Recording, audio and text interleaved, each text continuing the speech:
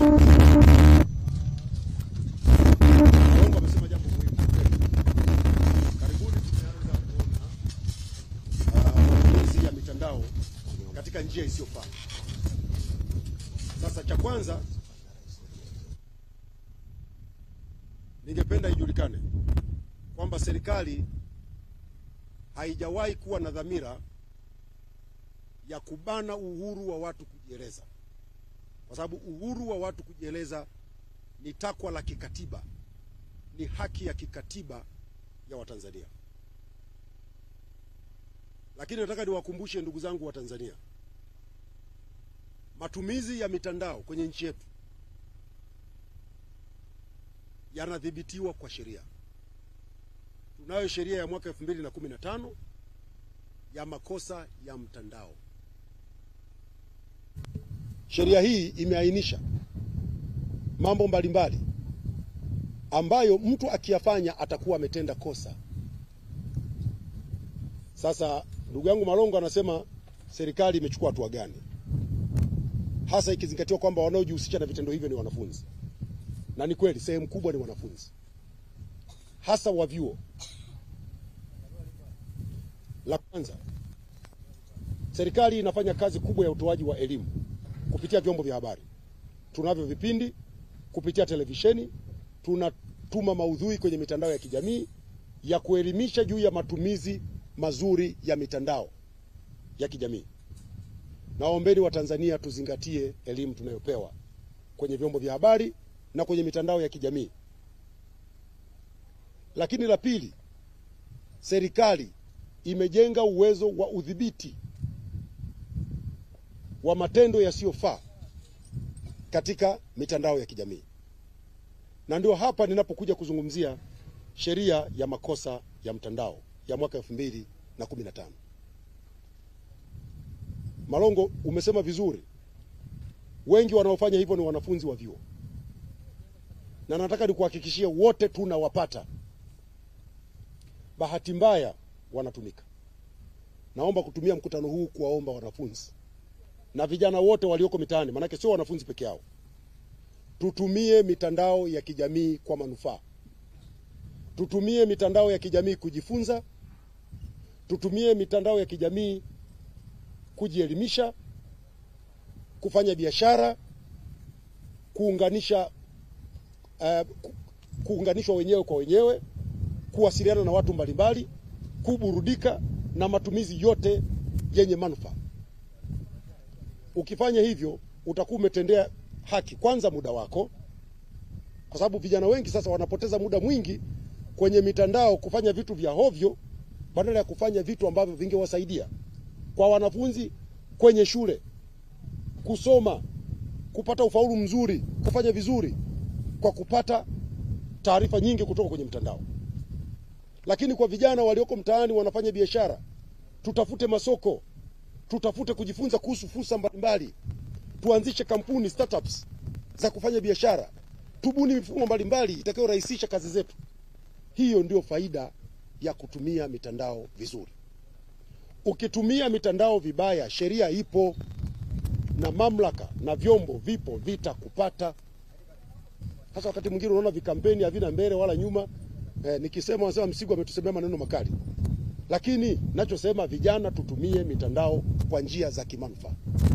Ukifanya makosa tutakupata. Tutakupata. Sheria inakataza kutukana. Sheria inakataza kufanya uchochezi. Sheria inakataza kuzua taharuki. Sheria inakataza kudhalilisha. Tumeanza kuona kwenye mitandao watu wanafanya makosa haya. Sasa naomba niwaambie vijana, hakuna atakayefanya makosa haya akabaki salama. Tutakupata. Litakuwa ni swala la muda tu. Hatukukupata leo, tutakupata kesho, tutakupata kesho kutwa, tutakupata wiki ijayo, tutakupata mwakani. Jinai haifi. Na tukiwakamata vijana hawa wengi utasikia nilikuwa sijui. Kwenye sheria kuna msemo wa Kikinga unasema ignorance to law has no defense. Kuto kujua sheria sio kinga. Ukifanya makosa ya mtandao haya niliyoyasema, uwe unajua uwe hujui sheria ni msumeno. Tukikupata, kifungu cha 16 kile nafikiri kinasema wazi, umeandika habari za uchochezi, za kuzua taharuki, za kudhalilisha watu. Tukikupata na ukithibitika na mahakama, faini shilingi milioni 5 au zaidi, kifungo cha miaka 3 kisichopungua miaka 3 au vyote kwa ujumla. Ukipatikana, ama utapigwa faini ya shilingi milioni 5 au zaidi, au utafungwa miaka 3 au zaidi, au vyote viwili kwa ujumla. Vijana wengi wako vioni hata ada mtihani. Na wakati mwingine wanakuja wazazi wanalalamika, mimi mwanangu kafanya vitendo nilikuwa sijui. Naomba wazazi, zungumzeni na vijana wenu. Wako vioni wakafanye kazi iliyowapeleka vioni. Kazi yao ni kusoma. Wasipofanya hivyo watakutana na mkono wa sheria. Na sitakuwa mimi wala nani, ni kwa mujibu wa sheria. Hata mimi nikitukana mtandaoni, nikidhalilisha mtu yeyote, nitachukuliwa hatua za kisheria. Hakuna mtu aliye juu ya sheria. Sasa tunaelekea kwenye uchaguzi. Mihemko imekuwa mingi. Uhamasishaji wa kijingajinga umekuwa mwingi. Vijana, watch out. Chukueni tahadhari. Kwa sababu ukikamatwa utakuwa peke yako. Nadhani nimejibu swali lako Malongo. Na naomba waandishi wa habari tushirikiane kuwaelimisha vijana juu ya matumizi mazuri ya mitandao ya kijamii. Watumie mitandao kufanya biashara. Leo hii tuna huduma nyingi sana zinatolewa hapa nchini kwetu. Zile huduma zimetengenezwa, zinatolewa kwa application ambazo zimetengenezwa nje ya nchi. Faida ya hizi huduma wanapata watu walioko nje ya nchi. Watu wote, na nitasema watu wote leo hii wanatumia Uber. Mnajua aliyetengeneza Uber anatoka nchi gani? Huko ndio hela zinakwenda. Watu wanatumia Bolt.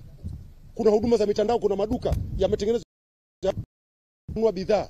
Wanapata huduma mbalimbali kwenye vijana. Tumieni nafasi hii kubuni vitu vya namna hiyo, tutengeneze vya kwetu vya Tanzania. Na sisi twende tukafanye biashara kwa kutumia majukwaa mbalimbali yaliyoko mitandaoni. Tunufaike na fursa zilizopo kwenye mtandao. Na sio kuingia kwenye mtandao unaandika vitu vya ambavyo ukimaliza kuandika pale umepoteza muda, umepoteza bando, haujapata chakula, hujapata soda, hujapata maji, hujalipa ada, hujafanya kitu chochote. Unamaliza pesa zako, ukitoka hapo shida ziko pale pale. Nonsense. Tusaidiane kuwaelimisha vijana. Sawa jamani?